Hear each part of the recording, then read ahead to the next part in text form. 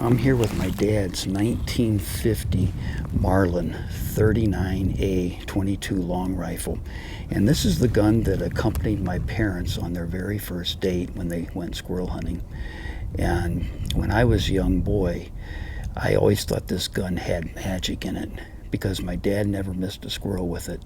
And when I would get home from school early before he got home from work, I would call him up and ask him if I could take this out squirrel hunting by myself, and he always agreed to that. And I never missed a squirrel with it either.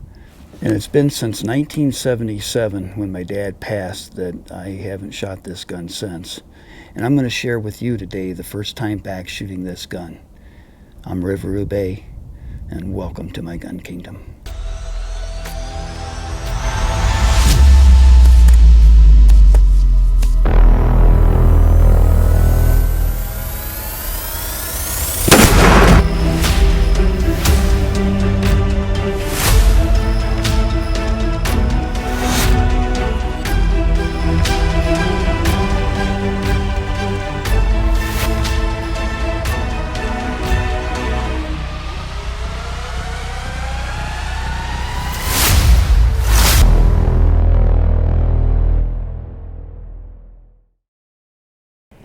Let's go over just a little bit of the specs. It has a 24-inch barrel.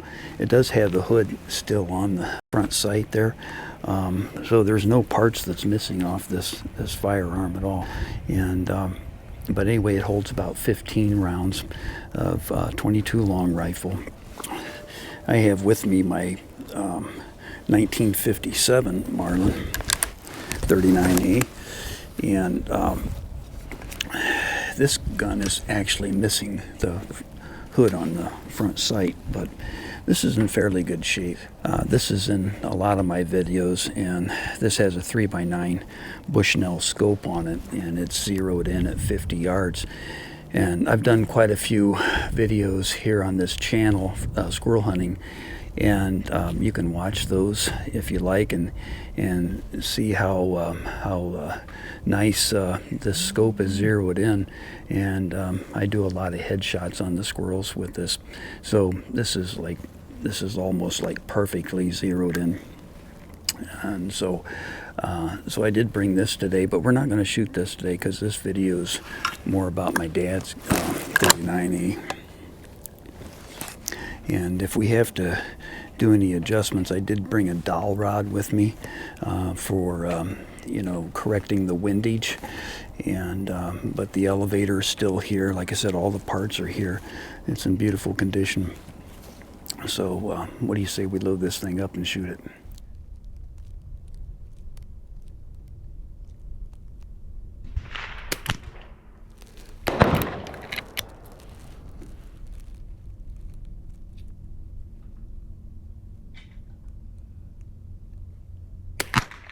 All right. So that was 5, and let's take a look at this scope.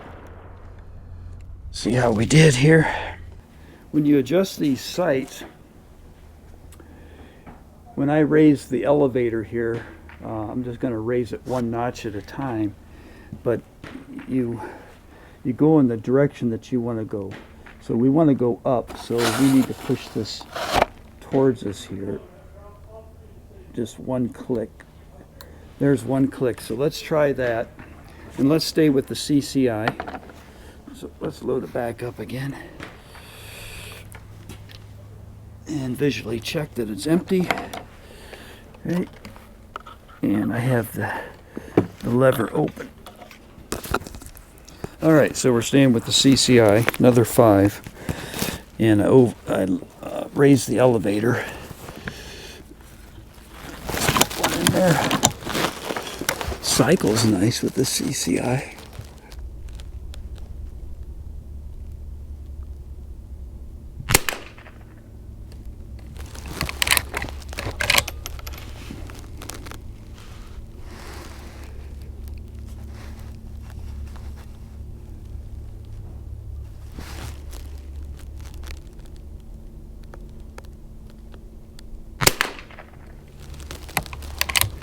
Let's check after the third one here.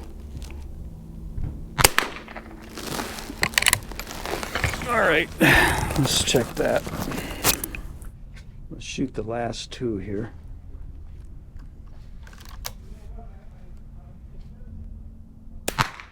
Again, I'm placing the front sight right at the bottom of the bullseye.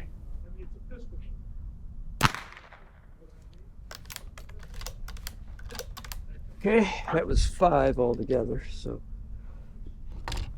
either going left or right. I'm going to leave that alone because it seems to be right on it. But let's go ahead and change ammunition. Let's switch over to the Federal. We'll shoot 5. All right, so let's try these Federal. Well, we shot at that bottom target. Let's go up to the top target because we've got 5 places we can shoot at there. The bullseyes are smaller at the top target, but let's see where we're at here. How much I'm going to have to raise it up here. Well, let's shoot at the bottom corner right on that top target. That's a really small bullseye, so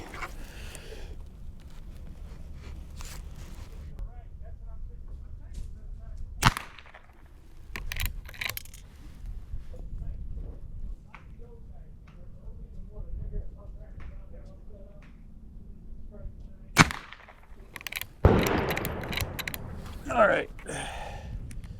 That was the last 2 of the Federal. Okay, I noticed I would have hit that bullseye with those last 2, but it was over to the right a little bit. I'm just off to the right, maybe half an inch for that bullseye, so I'm not going to touch it. I'm just going to go ahead and switch over to the Winchester power points. I had really good luck with these squirrel hunting this year with these Winchester.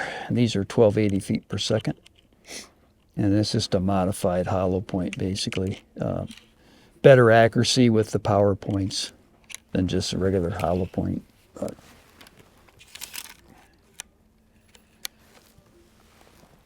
let's see how we do here with this 1950 Marlin here. Now the power points or the hollow points, they don't cycle as nice in these Marlin lever actions, so you kind of have to have a small pocket knife with you in case one gets stuck. You just need to tap it on top of the point. Okay, so let's stay on that same top target, bottom left-hand corner. Okay.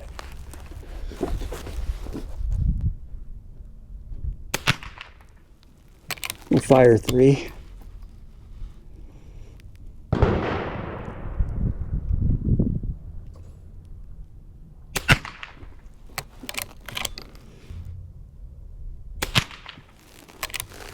And then one was off to the right, but let's fire the last 2 here.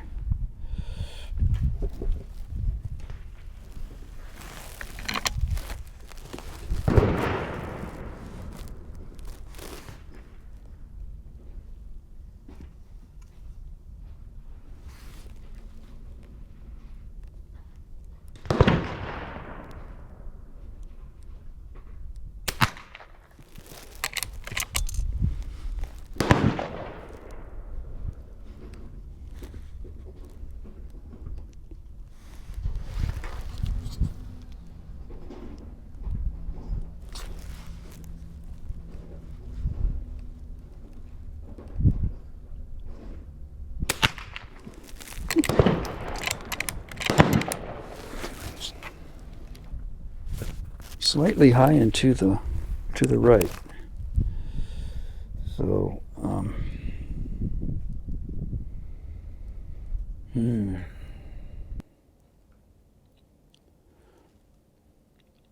but those CCI were shooting slightly to the right too, so I might just tap it over this rear sight. Tap it over just a little bit, and I'll probably have to take it out of here to do that. let's just put it down here. And there's no way of knowing how much to go over, but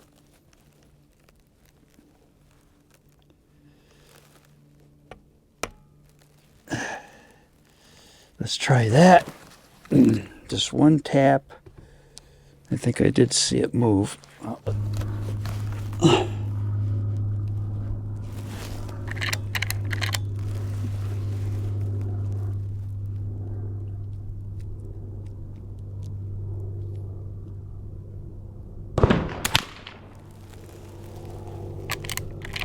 Let's fire 3.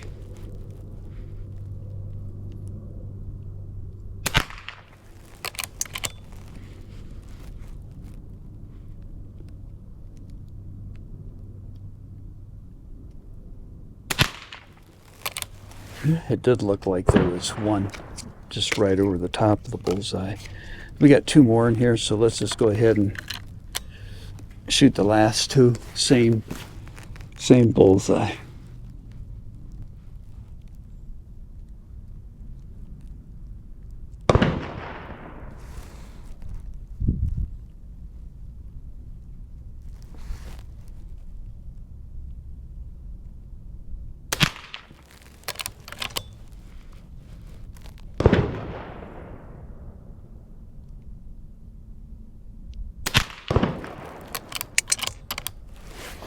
All right, so I adjusted the rear sight again, and you just have to really be gentle with this thing, you know, and just try moving it with just, you know, a light tap at first, and see if you get anywhere with it. So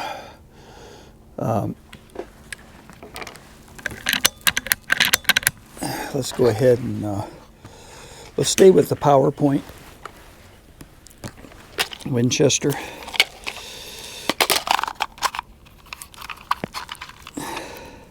Because next time I go squirrel hunting, it's going to be with the Winchester PowerPoint. Now I've used just regular hollow point in the past, way back when, and these are improved accuracy that Winchester has developed here, and even a better punch. If you watch my other videos on the channel here, you'll see the nice headshots I got with squirrels with these Winchester PowerPoints. And again, they're 1280 feet per second, and they're 40 grain. So they deliver a nice punch to the squirrel. Well, let's stay on the top target, but let's move up to the left corner, top left corner of that top target.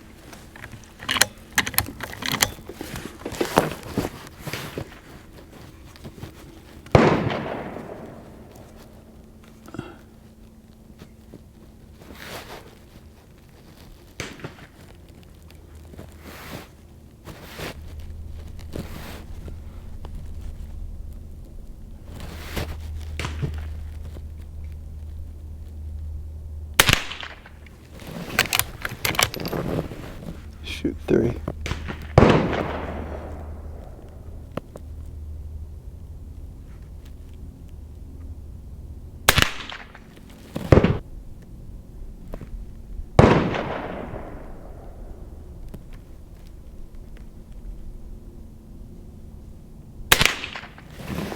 Okay. Let's take a look at the spotting scope and see how we did here. Okay, so I did move it over to the left. Let's shoot the last 2.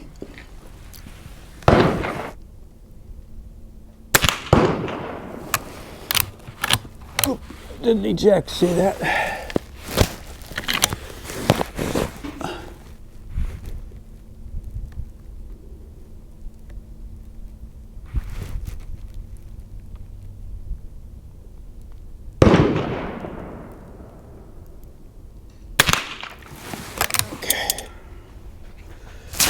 Okay, much better since I Took it over to the left a little bit. Let's go ahead and before we make any more adjustments with it, let's shoot the center bullseye on that top target now. It's a little bit bigger. So you notice I'm staying with the Winchester power points here, and the reason is I intend to use this gun again for squirrel hunting, and I'm not sure what glasses I'm going to wear because you know, since I'll be using open sights with this, or you know, iron sights, it might be a little bit more challenging, but anyway, let's shoot at the center bullseye now.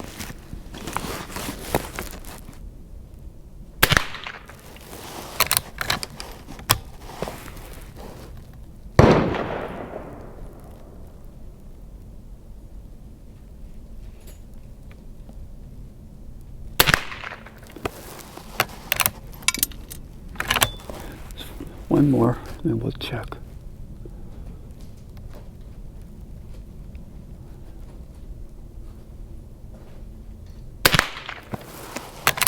All right, let's look in the spotting scope. So I'm shooting high now. I don't think I need to take it any more to the left. Let's shoot the last two.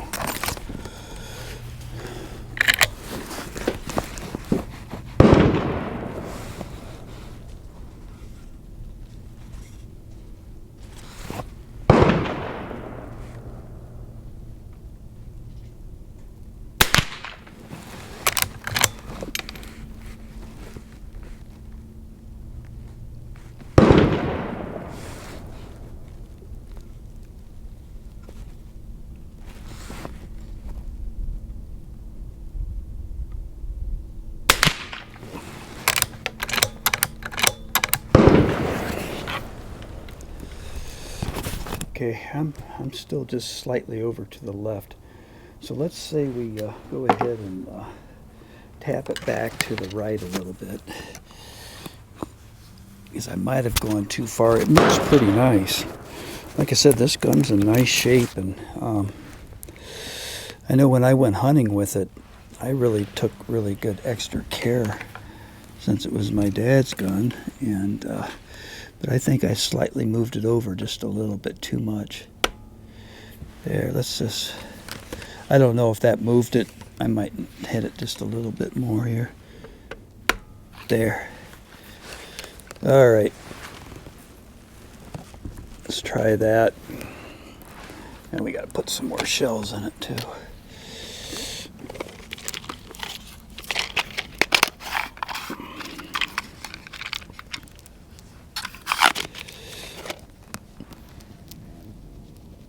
Let's just load 3 at a time here. You know, in case I have to make another adjustment, and I don't want to make an adjustment with a loaded gun, so.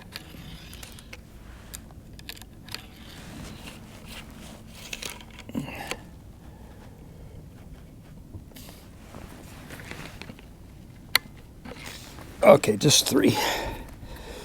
Let's try this here.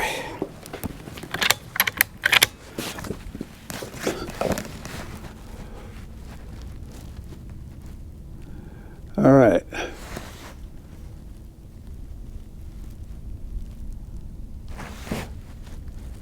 Again, I'm placing the top of that, or the bottom of the bullseye, right on my top front sight.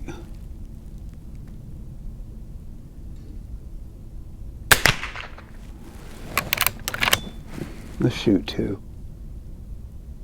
All right. Right in the bullseye with that one. Seems to be right on now. Okay, so the last few of the Winchester PowerPoint 40 grain 1280 feet per second, it might have hit through that hole again there, but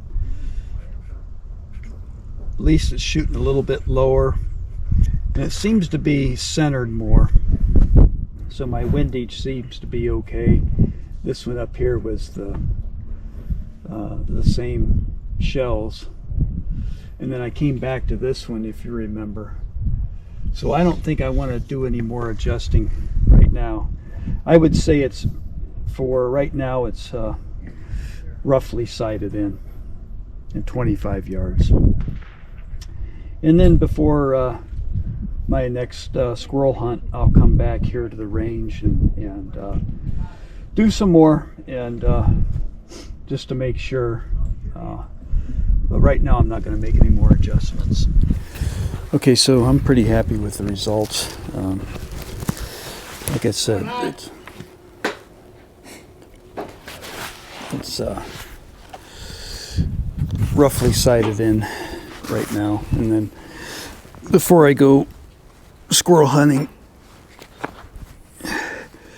next season, which for me is about, I think roughly 7 months from now, I will come back to the range and sight it in again. But you know, one thing when you're using your rifle for hunting, you always want to make sure that you practice with the ammunition that you're going to be hunting with. Even though the Federal and the CCI Mini, you know, they're great for just target shooting, but your power point here with the Winchester is going to go in with a small hole on the side of the squirrel's head and then come out of the other side of the head with a larger hole. So it gives you more knockdown power for the squirrel, and since they got sharp nails, you want to be able to knock them out of the tree the best you can. So practice with the ammunition you're going to hunt with. Don't practice with target loads and then go out in the field and expect to do the same with your accuracy. So stay with the ammunition you're going to hunt with. But anyway, it was great shooting my dad's gun again. All the years, you know, like 1977 was the last time I shot it, and with you today, I got to share the experience again of shooting this gun. And I will say there is some magic still left in it, because it's believing in yourself and believing in your gun. I appreciate you watching, and make sure you hit that subscribe button. That really helps me out. And hit that like button, because I know you like this video. And make sure you tell your friends to watch this video and share it with them. But I appreciate you watching. Thank you.